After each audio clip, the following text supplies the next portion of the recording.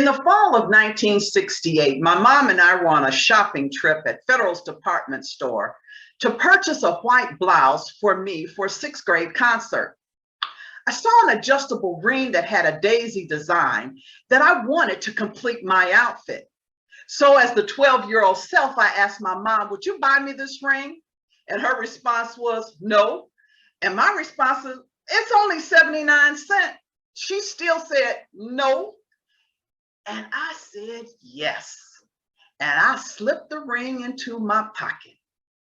The night of the concert, I'm all dressed in my white blouse and my black skirt. And when I got to school, I slipped this ring on, and now I am concert ready. So from that point going forward, I would put the ring on outside of the house on my way to school. So several weeks had passed, and now I'm on my way to school. I'm dressed. And this particular morning, I'm all dressed with everything on, but guess what? I forgot about that ring.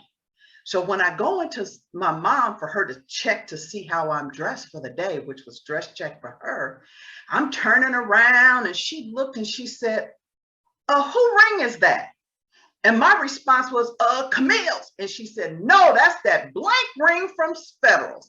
And I want you to know, my mom was lying next to my dad, and the next thing I knew, she was standing. I never saw the transition.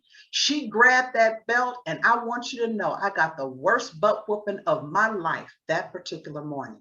Now, I wasn't a one that would stand and take a licking.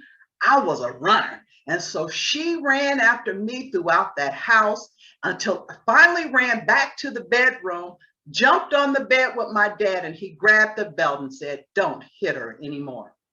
Now, I want you to know, she was out of breath. I was out of breath. She told me to wash my face and go to school. Now, you may not have had a hard lesson like I had, but did you learn from those lessons? When we learn from those lessons that have been impactful in our lives early on in our childhood, they are impactful for our lives forever. My lesson that I learned at that time, don't take what does not belong to you and learn to sacrifice for what you want. Now, not taking what I didn't belong to me was key, because I ended up having a successful career in the financial services industry, beginning as a bank teller and moving on to corporate training vice president.